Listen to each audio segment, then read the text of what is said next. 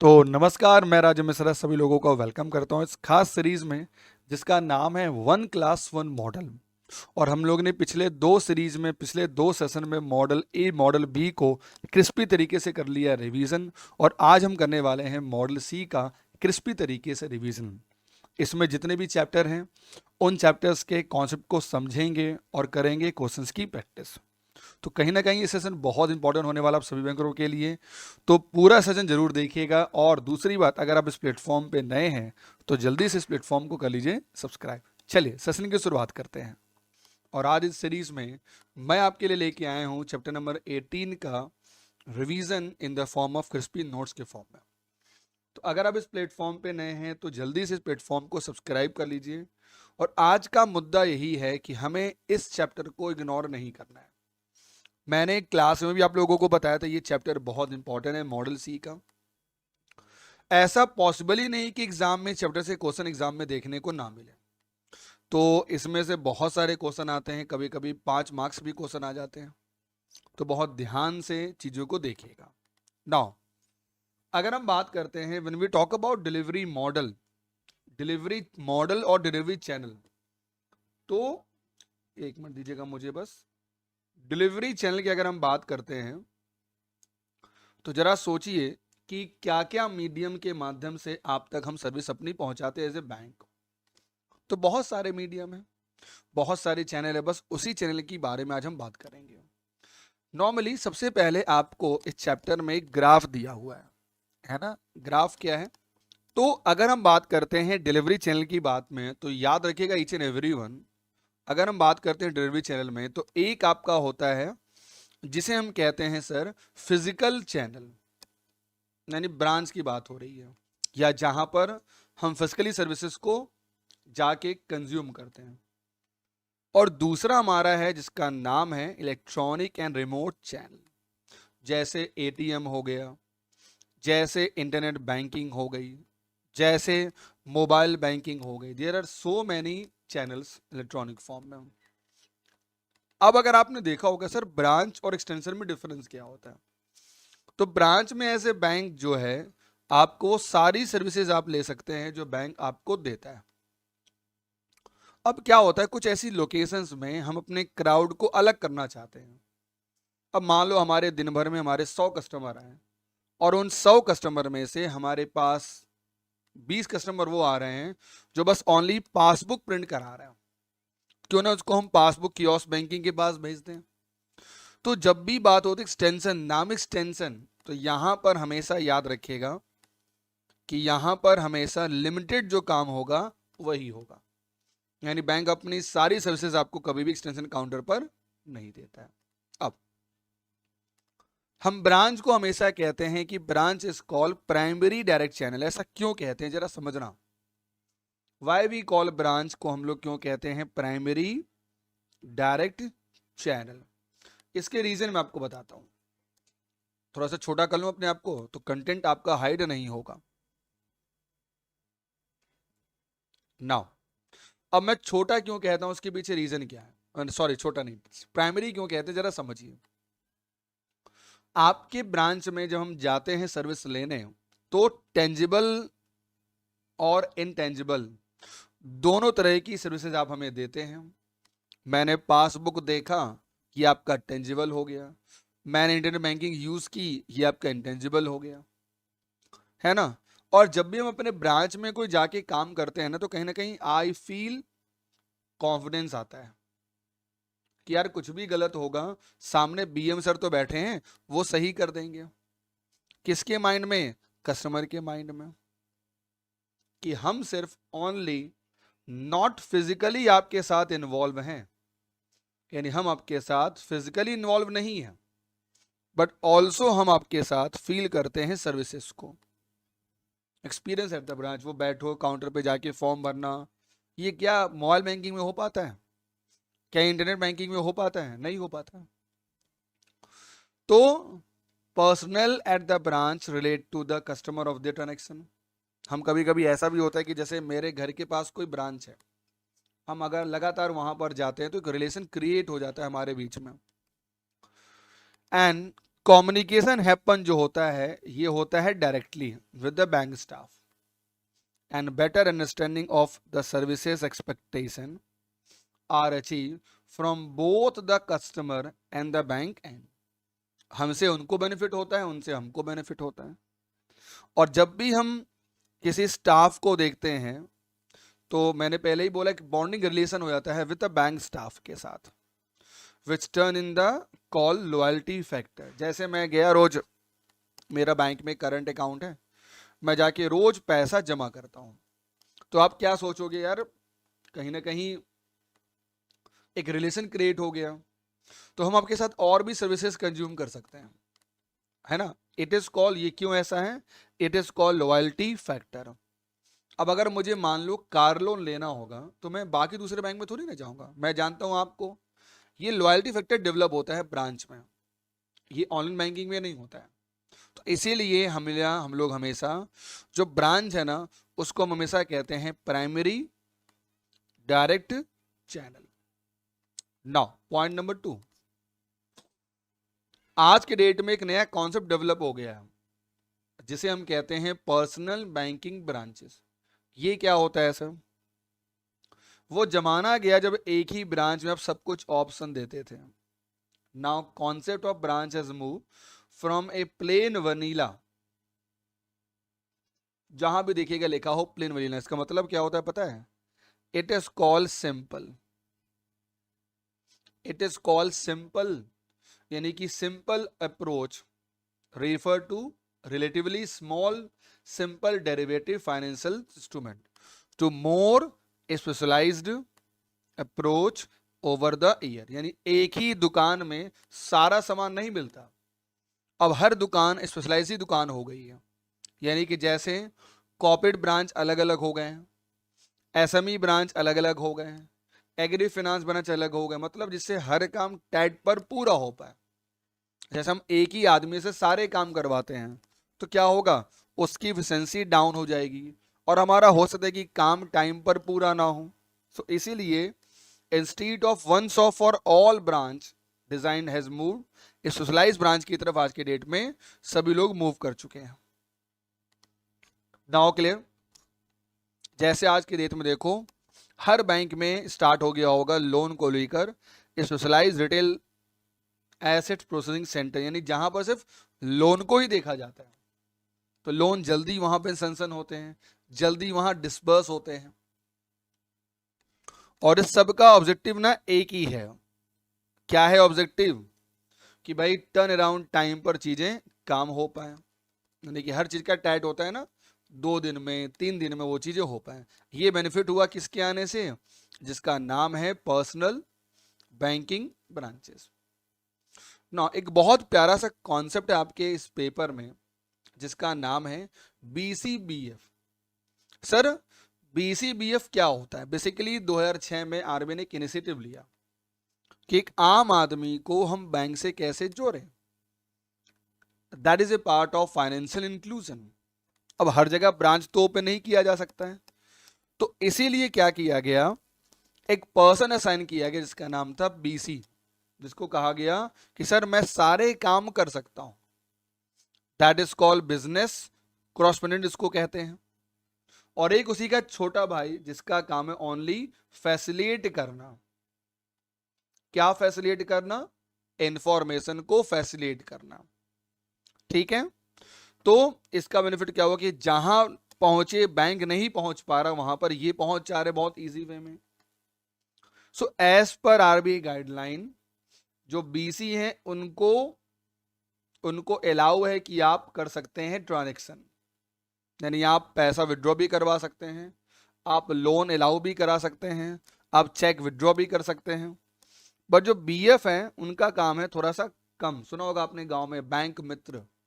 इनका काम होता है क्या पता है? ये ओनली रेफर करते हैं क्लाइंट को कि अच्छा ठीक है मुझे बताइए आपको क्या चाहिए।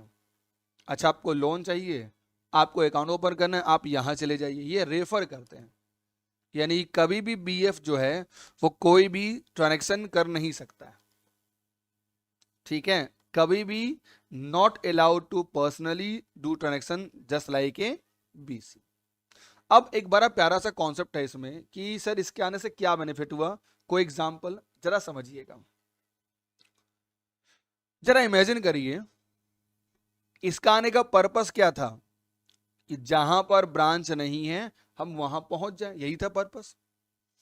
तो कहते हैं नॉर्मली अगर कोई ब्रांच बनती है ना किसी लोकेशन में, नॉर्मली एक रूरल ब्रांच जो है वो कम से कम 4,000 से लेकर 5,000 फैमिली को अपनी सर्विसेज देती है, ठीक है। और यही काम, और करीब करीब इसको 5 साल लग जाते हैं कम से कम अपना मिनिमम ब्रेक इवन पॉइंट को अचीव करने में, मतलब कम से कम लगा 5 साल, नाइदर प्रॉफिट और nor loss. Now the BC channel जो है enable the bank to reach out the same population at much faster pace without having to create any new bank infrastructure. अब जरा ब्रांच भी नहीं ओपन किया लेकिन bank अपने सर्विसेज वहां पहुंचा दी, इट इज कॉल्ड बीसी। देखिए जैसे ब्लॉक डेवलपमेंट ऑफिस होते हैं, पंचायत ऑफिस होते हैं, है ना, एनजीओ होते हैं लोकल, पोस्ट ऑफिसेज होते हैं, वहां पर वो अपनी सर्विसेज पहुंचा देते हैं। काफी इजियर है, काफी कॉस्ट इफेक्टिव है ये मॉडल। और यहां पर एक नियम है कि एज पर आरबीआई गाइडलाइन, क्या नियम है जरा समझिएगा, कि जितने भी आपके बीसी हैं need to undergo a mandatory certification process को वो उनको करना होगा। यानी मतलब कहने का कि अगर आपको बीसी बनना है तो आपको आईबीएफ एक सर्टिफिकेट कहता है पहले पास करिए तभी आप बीसी बन सकते हैं। जैसे नहीं जीआईबी का एग्जामिनेशन होता है, सेम यहां पर भी है। नाउ सर एटीएम क्या होता है, बहुत आसान है। एटीएम बोले तो ऑटोमेटेड टेलर मशीन, यानी कि हम बिना पर्सन के सारे काम वहां पे करवा सकते हैं। इसी को हम एक और नाम देते हैं एबीएम, यानी कि ऑटोमेटेड बैंकिंग एंड मशीन के नाम से भी इसको हम लोग जानते हैं। अब यहां पर एक बड़ा प्यारा सा कॉन्सेप्ट है, वो कॉन्सेप्ट मैं चाहूंगा कि आप लोगों को पता होना चाहिए। जितने हमारे बैंकर रजिस्ट्रेशन को आगे देखेंगे रिकॉर्ड फॉर्म में, उनसे मेरा एक क्वेश्चन है, आप मुझे बताना कमेंट करके इस वीडियो के नीचे कि in terms of services, in terms of services आप मुझे बताना कितने प्रकार के एटीएम होते हैं, है ना। इन टर्म्स ऑफ सर्विसेज कितने प्रकार के एटीएम, है ना, होते हैं। यस, अब जरा समझिए, तो अगर मैं कहूं इन टर्म्स ऑफ सर्विसेज तो दो ही प्रकार के एटीएम होंगे, या तो ऑन साइट एटीएम और या तो ऑफ साइट एटीएम। सर ये ऑन साइट एटीएम क्या होता है, आपके ब्रांच में जो आपने एटीएम देखा उसे कहते हैं ऑन साइट एटीएम, ब्रांच के बाहर आपने जो देखा एटीएम उसे कहते हैं off site ATM. So to offer convenience to customer and additional choice to withdraw money during any time of day according to their will and pleasure. दूसरा, to move the customer away from the customer as service cost is less through the ATM than across the counter at the branch. यानी कि जो services हम देते हैं ATM के form में हमें बहुत कम कॉस्ट लगती है। अब वहां तो किसी को नहीं रखना पड़ेगा हमको, स्केल ऑन ऑफिसर को, कि भाई वो उनको सैलरी देनी पड़ेगी, वो तो खुद काम करता है ऑटोमेशन फॉर्म में, है ना। अब वैसे आपके बुक में ये नहीं है, मैंने कुछ ऐड दिया आप लोगों को। बहुत प्रकार के आप एटीएम देखोगे, जैसे व्हाइट लेवल एटीएम। अगर कोई एटीएम को स्टार्ट किया है किसी एनबीएफसी ने, उसे कहते हैं व्हाइट लेवल एटीएम।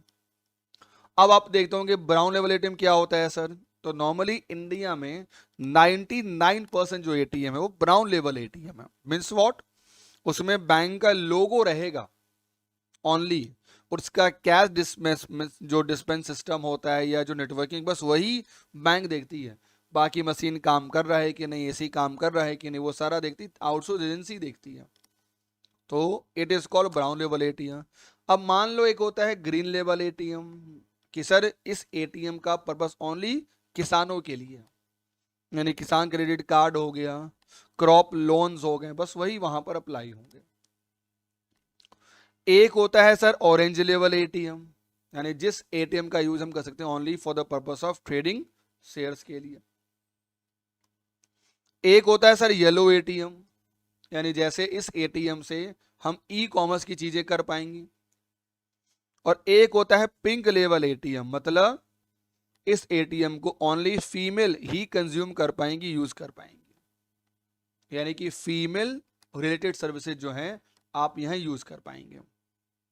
चलिए, अब ये जो आपको मैं सामने दिखा रहा हूं ना, it is very very important point. मुझे बस 1 मिनट देना गाइस, गिव मी 1 मिनट, इसको जरा सही कर दूं।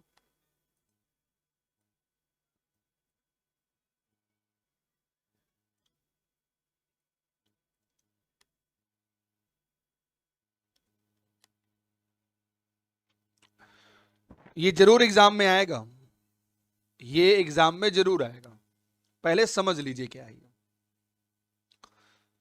मेरा अकाउंट है एसबीआई में, नंबर 1, मेरा अकाउंट है एसबीआई में, और हम अगर एसबीआई का एटीएम यूज करना चाहते हैं तो इंडिया में 5 बार जो है वो फ्री है, यानी कि जो 5 टाइम है वो आपका फ्री है।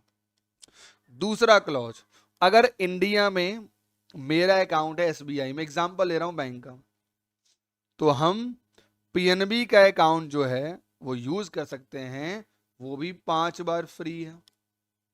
बट तीसरा क्या कहता है, अगर मेरा अकाउंट है एसबीआई में और अगर हमको यूज करना है पीएनबी, और ये जो पीएनबी है अगर मान लो मेट्रो में है, जैसे कोलकाता, बेंगलुरु, चेन्नई, न्यू दिल्ली, मुंबई, हैदराबाद, तो इस केस में हमें सिर्फ अलाउ है ओनली 3 टाइम्स। इसके बाद अगर हम यूज करेंगे तो बैंक मना नहीं करेगा, यू नीड टू पे certain kind of charge. Okay, यही ये नियम यहां लिखा हुआ है। तो सर वो चार्ज क्या है, तो 2022 में अपडेट हुआ था चार्ज, और वो चार्ज हो गया था 21, लेकिन याद रखिएगा 2025 में नियम और बदला है, अब ये चार्ज हो गया है 23। ठीक है, आज के डेट में चार्ज कितना हो गया देखिए, दिस इज कॉल, यानी अब कितना चार्ज हो गया है 23 रुपीज, और ये कब से लागू हुआ है 1 मई 2025 से इंडिया में अभी रिसेंटली एटीएम गाइडलाइन में परिवर्तन हुए। तो ये एग्जाम में जरूर आएगा, ये एग्जामिनेशन में आपके जरूर आएगा। अब आरबीआई कहता है कि सर जो मैं मिनिमम गाइडलाइन आपको देता हूं क्या मैं इतना ही नहीं, आप और ज्यादा दे सकते हैं, कम से कम देंगे फ्री 5 बार, आपको 10 बार फ्री देना दीजिए, कोई दिक्कत नहीं है, यानी आप और भी दे सकते हैं, ऑफर कर सकते हैं ट्रांजेक्शन फ्री में। नाउ ये फेल की परिभाषा क्या है, तो भाई आप जिस भी पर्पस के लिए गए हैं अगर वो पर्पस पूरा नहीं हुआ है तो भाई it is called fail ATM. और रूल कहता है कि भाई अगर फेल हुआ है ट्रांजेक्शन तो मैक्सिमम T+5 डेज में कंपनसेट करिए। मतलब कस्टमर का मान लो पैसा विड्रॉ करने गया, कस्टमर अकाउंट ट्रांसफर करने गया, कस्टमर कोई भी ट्रांजेक्शन कर रहा है एटीएम से और अगर नहीं हुआ, फेल हो गया, तो मैक्स टू मैक्स 5 डेज में आप अकाउंट में तुरंत पैसा रिवर्स करिए, नहीं तो 100 रुपए का होगी पेनाल्टी पर डे 5 दिन के बाद। T means transaction plus 5 days. और कहता है कि अगर complain is not log within 30 day of transaction the customer is not entitle for any compensation for delay in resolving his or her complain.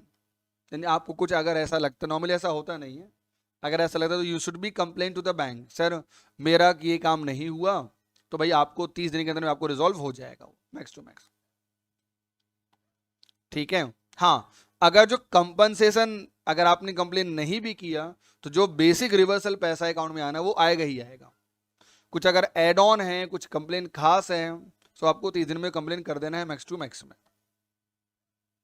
Now ये हमने पीछे पढ़ा था, it is called white level ATM, इसको हम लोग कहते हैं। ये इंडिया का पहला व्हाइट लेवल एटीएम है जिसको इंडिया में टाटा कंपनी ने इसको बनाया था। कोई भी नॉन बैंक एटीएम ऑपरेटर जो इंडिया में एटीएम स्टार्ट करता है, तो जो एटीएम है वो काम करता है as per payment and settlement system act 2007 के द्वारा वो काम करता है। टाटा ने पहला वाइट लेवल एटीएम स्टार्ट कर दिया था। ठीक है, पीछे ऑलरेडी हमने आपको बता दिया है कि ब्राउन लेवल एटीएम क्या होता है। Now it is very very important point, क्या जहां हम कार्ड स्वैप करते हैं, क्या उस कार्ड स्वैप के स्पेस से, क्या पॉइंट ऑफ सेल से, क्या हम पैसा निकाल सकते हैं? तो याद रखना, ये इंडिया में स्टार्ट हो चुका था 2008 से, और कहा गया था कि ठीक है आप कार्ड स्वैप करिए और 1000 रुपये विड्रॉ कर लीजिए, कोई दिक्कत नहीं है। और इस लिमिट को आगे बढ़ा भी दिया गया था 1000 से लेकर 2000 के बीच में, बट ओनली छोटे शहरों के लिए। आज भी जो बड़े शहर हैं, जो टीयर 1 टीयर 2 में आते हैं, वहां आज भी लिमिट कितनी है? अनचेंज्ड 1000 रुपए। सर ये टीयर 1 टीयर 2 क्या कहते हैं? देखिए, अगर पॉपुलेशन 1 लाख से ऊपर की है तो टीयर 1 हो गया, अगर पॉपुलेशन 1 लाख से कम है, 50,000 तक है, तो टीयर 2 हो गया। 20,000 से लेकर 50,000 के बीच में टीयर 3, और अगर लेस देन 5,000 के बीच में है तो टीयर 6 हो गया। तो एज पर जो 7th पे कमीशन है उसमें ये गाइडलाइन दी गई थी। तो ओनली टीयर 1 टीयर 2 में अलाउड नहीं है, लिमिट अभी भी 1000 है, बाकी सबका लिमिट क्या कर दिया गया? एनहेंस कर दिया गया 2000। ये एग्जाम में क्वेश्चन आता है। देखिए होता है क्या है ना, यूट्यूब पर ना बहुत लिमिटेड टाइम हमारे पास होता है, और इसीलिए हम लोग कह रहे हैं कि इस टॉपिक चैप्टर में बहुत पॉइंट है। तो आप अगर 9 बजे की मेरी क्लास देखते हैं ना, तो जरूर देखिएगा, आपका कोई भी टॉपिक मिस नहीं होगा। अब जरा देखो, एक अपडेट आया कि सर क्या हम इस तरीके के फोन से इंडिया में पैसा भेज सकते हैं? यस, भेज सकते हैं। तो यूपीआई 123 पे के द्वारा हम इंडिया में पैसा भेज सकते हैं मैक्स टू मैक्स 1 लाख रुपए, और एक बार में ₹10,000। ये लिमिट एनहेंस हुई थी 2024 लास्ट ईयर। सर ये वो यूपीआई 123 पे क्या होती है, जरा समझिएगा। इनमें एक रिपोर्ट निकाली गई, रिपोर्ट क्या कहता है जरा देखिएगा, बड़ा यूनिक रिपोर्ट कहता है कि करीब 4.5 बिलियन जो ट्रांजैक्शन है वो डेली हर मंथ में हो रहे थे इंडिया में स्मार्टफोन में। तो एक रिपोर्ट आती है इंटरनेशनल डेटा कॉर्पोरेशन, वो कहता है कि इंडिया में करीब 550 मिलियन जो है वो फीचर फोन यूज कर रहे हैं, और 450 जो स्मार्टफोन यूज। जरा सोचिए, जो फीचर फोन वाले यूजर ज्यादा हैं, तो वहां तक अपनी सर्विस में कैसे पहुंचा है?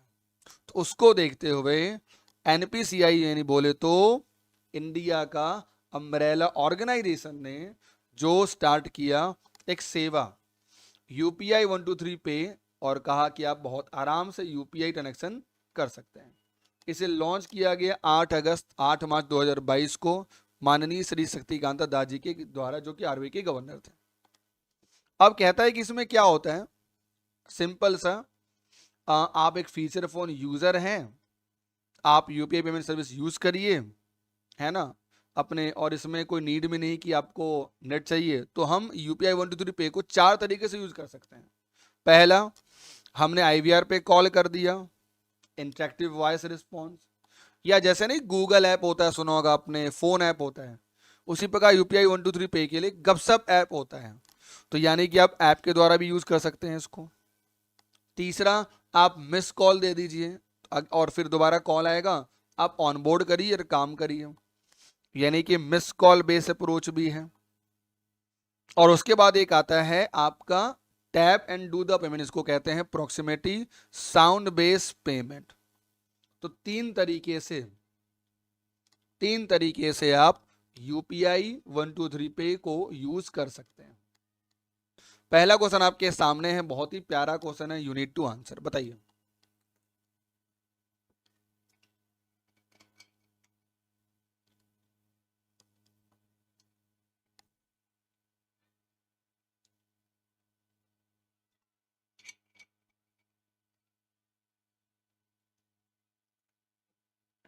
सभी लोगों को आंसर देना है, सभी लोगों को आंसर देना है। देखिए, एक आपका हो गया एटीएम, एक आपका हो गया इंटरनेट बैंकिंग, एक आपका हो गया मोबाइल बैंकिंग। ये आंसर तो सारे हो गए। यानी ऑल ऑफ द एव। चलिए अगला, advantage of a good branch layout include, यानी अगर एक ब्रांच लेआउट अच्छा होता है तो इसमें हम क्या क्या चीजें होती हैं। व्हाट वी, देखो लेआउट मतलब क्या होता है कि हर चीजें प्रॉपर अलाइन हो आपके ब्रांच में, कि सर ये एनआरआई काउंटर है, सर ये लोन काउंटर है, सर ये क्रॉस सेलिंग काउंटर है, सब प्रॉपर अलाइन हो। This is called branch good layout.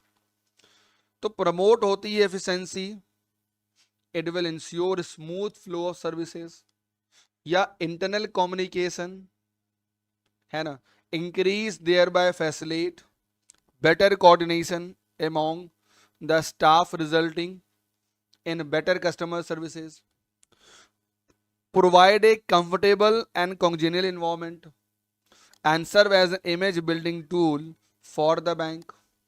तो ए भी होगा, बी भी होगा, सी भी होगा, डी भी होगा, आंसर क्या होगा, ई नंबर होगा। Great everyone. चलिए अगला, what are the facility available for mobile banking customer are, यानी आप कस्टमर को कौन सी सर्विसेज देते हैं।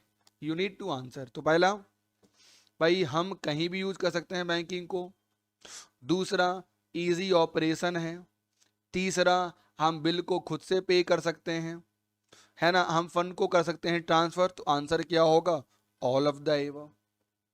जितना हो सके करिए प्रैक्टिस। और गाइस 16 नवंबर को एग्जाम है, तो 16 तारीख को एग्जाम है, और अगर एग्जाम है तो आपको एक काम करना है which is very very important, आपको करना होगा प्रैक्टिस। तो वीडियो को लाइव कर लीजिए, लाइक कर लीजिए, आपके अकाउंट में वीडियो सेव हो जाएगा। चलिए now, which of the following payment app work करता है विदाउट इंटरनेट फैसिलिटी, क्या उसका नाम मोबाइल बैंकिंग ऐप है, क्या उसका नाम यूपीआई ऐप है, क्या उसका नाम यूपीआई 123 पे है, क्या उसका नाम मोबाइल वैलेट है, उसका नाम क्या है। You need to answer.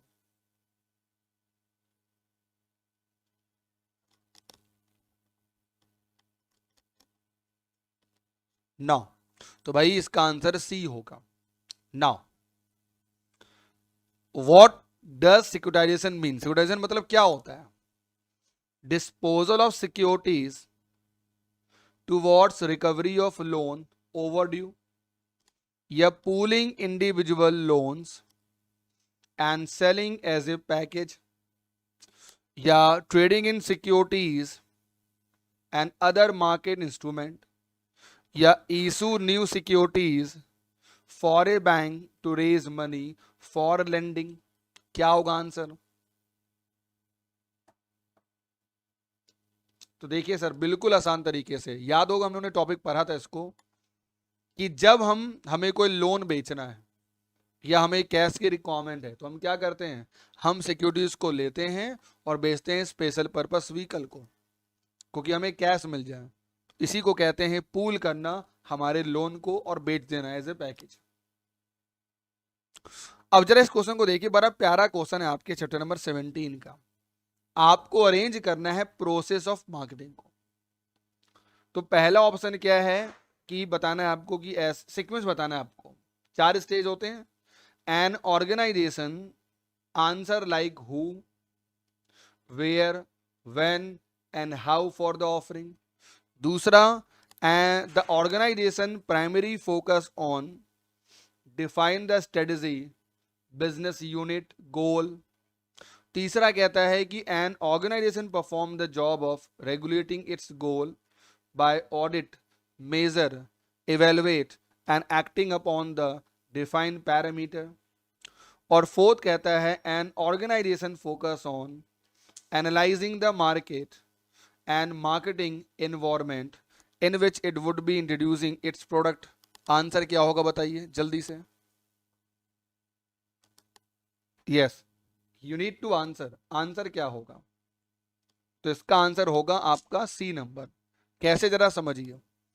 सबसे पहले हम मार्केट को एनालाइज करते हैं, मेरी स्ट्रेंथ क्या है, मेरी वीकनेस क्या है, मेरा अपॉर्चुनिटी क्या है। तो हम करते हैं स्वैट एनालिसिस। दूसरा हम प्लान करते हैं कि मेरी ऑर्गेनाइजेशन का गोल क्या है। तीसरा, ये मार्केटिंग का पर्पस है कि इसको हम कहाँ लॉन्च करेंगे, कब लॉन्च करेंगे, कैसे लॉन्च करेंगे। और लास्ट में हम करते हैं कंट्रोल थ्रू द ऑडिट। चलिए, और मॉडल सी का मैं ये कह सकता हूं कि ये सबसे आसान, अगर कोई है तो सबसे आसान आपका चैप्टर है, जिसका नाम है डिलीवरी मॉडल। ठीक है, अगर आपने अभी तक इस प्लेटफॉर्म को सब्सक्राइब नहीं किया तो पहला काम तो सब्सक्राइब कर लीजिए जल्दी से, और हिट द लाइक बटन, जिससे जब भी कोई सेशन लाइव होगा आपको पता चलेगा। जब भी आप रिवीजन करना तो आपको ये सेशन ऑलरेडी दिख जाएगा। नाउ, क्या होता है delivery channel? What does it mean? Basically delivery channel की मतलब मीन्स कह सकते हैं कि बैंक आपको अपनी सर्विसेज कितने तरीके से पहुंचाता है।